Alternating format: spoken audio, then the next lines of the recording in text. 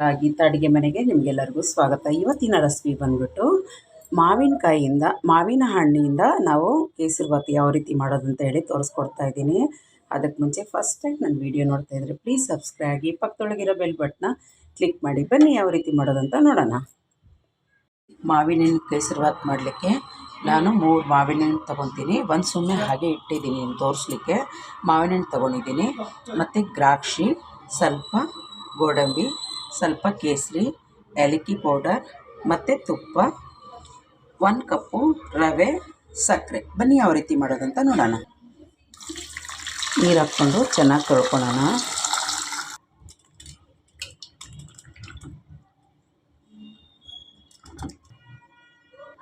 ನೋಡಿ,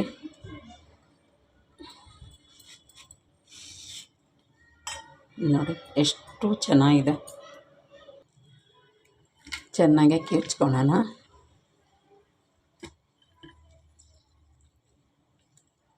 ಒಂದು ಸತಿ ಮಿಕ್ಸಿಗೆ ಹಾಕ್ಕೊಂಡು ಒಂದು ಸುತ್ತಕೊಂಡಿದ್ದೀನಿ. ಗ್ಯಾಸ್ ಹಚ್ಚಿ ನಾನೊಂದು ಬಾಣಲಿ ಇಟ್ಟಿದ್ದೀನಿ. 2 ಸ್ಪೂನು ತುಪ್ಪ ಹಾಕ್ಕೊಂಬಿಡೋಣ. ಸ್ವಲ್ಪ ಗೋಡಂಬಿ ಹಾಕ್ಕೊಂಬಿಡೋಣ, ಹುರ್ಕೊಂಬಿಡೋಣ. ನೋಡಿ ಆಗಿದೆ, ತೆಕ್ಕೊಂಬಿಡೋಣ. ಅದೇ ಥರ ದ್ರಾಕ್ಷಿನೂ ಹಾಕ್ಕೊಂಬಿಡೋಣ. ಇದು ಆಗಿದೆ, ಇದು ತೆಕ್ಕೊಂಬಿಡೋಣ. ಅದೇ ತುಪ್ಪದೊಳಗೆ ನಾವು 1 ಕಟೋರಿ ರವೆ ತೊಗೊಂಡಿದ್ದೀವಿ, ದೊಡ್ಡ ರವೆ, ಅದನ್ನ ಹಾಕ್ಕೊಳ್ಳೋಣ. ನಾನು 2 ಕಪ್ ನೀರು ಬಿಸಿಗೆ ಇಟ್ಕೊತೀನಿ. ಆ ಕಡೆ ಬಿಸಿ ಮಾಡೋಕ್ಕೆ ಇದನ್ನ ಇಡ್ತೀನಿ. ನೋಡಿ, ಚೆನ್ನಾಗಿ ಫ್ರೈ ಆಗಿದೆ. ಈಗ ಇದು ಒಂದು ಬಟ್ಲಿಗೆ ಹಾಕ್ಕೊಂಬಿಡೋಣ. ನೀರು ಕುದೀತಾ ಇದೆ. ಗ್ಯಾಸ್ ಹಚ್ಚಿ ಬಾಣಲಿ ಇಟ್ಟಿದ್ದೀನಿ. ಈಗ ತಿರ್ಗಾ ಗ್ಯಾಸ್ ಹಚ್ಚಿ ಒಂದೇ 1 ಸ್ಪೂನು ತುಪ್ಪ ಹಾಕ್ಕೊಳ್ಳೋಣ. ಒಂದು ಅರ್ಧ ಸ್ಪೂನಷ್ಟು ಕಾಯಿಲೆ. ಈಗ ಈ ಮಾವಿನ ಪ್ಯೂರ್ ಇದೆಯಲ್ಲ, ಅದು ಹಾಕ್ಕೊಂಬಿಡೋಣ. 1 ಬಟ್ಲಿಗೆ ನಾನು ರವೆಗೆ 1 ಬಟ್ಲು ತೊಗೊಂಡಿದ್ದೀನಿ. ಚೆನ್ನಾಗೆ ಮಿಕ್ಸ್ ಮಾಡ್ಕೊತೀನಿ. ಆ ತುಪ್ಪ ಜೊತೆಗೆ ಚೆನ್ನಾಗಿ ಹೊಂದ್ಕೊಳ್ಳಿ.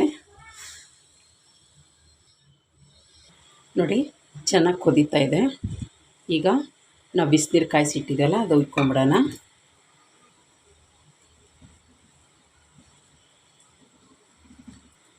ಏಲಕ್ಕಿ ಪೌಡ್ರ್ ಹಾಕ್ಕೊತೀನಿ. ಚೆನ್ನಾಗಿ ಮಿಕ್ಸ್ ಮಾಡೋಣ. ಚೆನ್ನಾಗಿ ಕುದೀಲಿ ಇದು. ನೋಡಿ, ಕುದೀತಾ ಇದೆ ಚೆನ್ನಾಗೆ. ಈಗ ರವೆ ಹಾಕ್ಕೊಂಬಿಡೋಣ.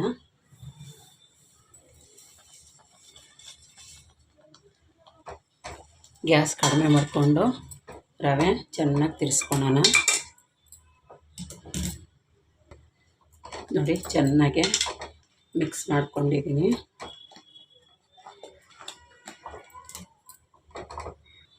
ಈಗ ಚೆನ್ನಾಗಿ ನೋಡಿ, ಆ ಕಡೆ ಈ ಕಡೆ ಚೆನ್ನಾಗಿ ಬೇಯಿಸ್ಕೊಂಡಿದ್ದೀನಿ.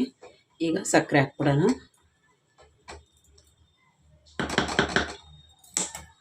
ನಾನು 1 ಕಪ್ಗೆ 1 ಕಪ್ಪು ಸಕ್ಕರೆ ಹಾಕ್ತೀನಿ. ಆದರೆ ಮಾವಿನಕಾಯಿ ಹಾಕಿರೋದ್ರಿಂದ ನಾನು 3/4 ಕಪ್ ಹಾಕ್ತೀನಿ. ಚೆನ್ನಾಗೆ ಮಿಕ್ಸ್ ಮಾಡ್ಕೊಳ್ಳೋಣ. ಗ್ಯಾಸ್ ಕಡಿಮೆನೇ ಇರಲಿ, ಫಾಸ್ಟ್ ಮಾಡೋಕ್ಕೆ ಹೋಗಬೇಡಿ.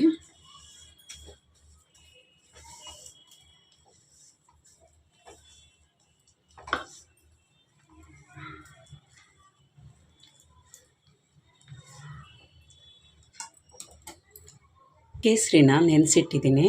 ಕೇಸರಿ ಜಲನ ಅದನ್ನ ಹಾಕ್ಕೊತೀನಿ.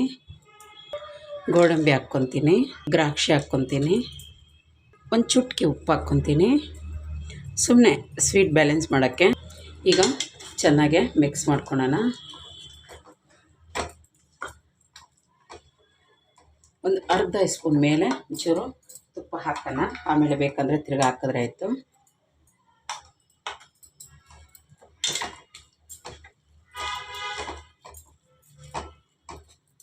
ಮಾವಿನಕಾಯಿ ಕೇಸರಿಬಾತ್ ತುಂಬ ಚೆನ್ನಾಗಿರ್ತೈತಲ್ಲ.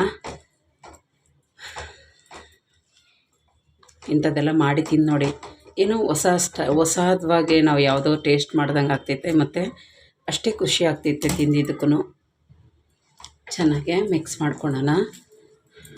ನೋಡಿ ಆಗಿದೆ. ಬೇಕಂದರೆ ಮೇಲೊಂದು ಒಂದು ಸ್ಪೂನ್ ತುಪ್ಪ ಹಾಕಿ, ಬೇಡ ಅಂದರೆ ಸ್ಕಿಪ್ ಮಾಡಿ. ನನಗೆ ಒಂದು ಸ್ಪೂನ್ ತುಪ್ಪ ಬೇಕು ಅನ್ನಿಸ್ತೈತೆ, ಹಾಕ್ಕೊತೀನಿ.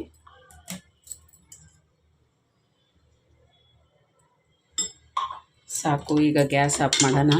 ಇದನ್ನ ಚೆನ್ನಾಗಿ ತಿರುಗಿಸ್ಬಿಟ್ಟು ಗ್ಯಾಸ್ ಆಫ್ ಮಾಡೋಣ. ನೋಡಿ ಎಷ್ಟು ಚೆನ್ನಾಗಾಗಿದೆ.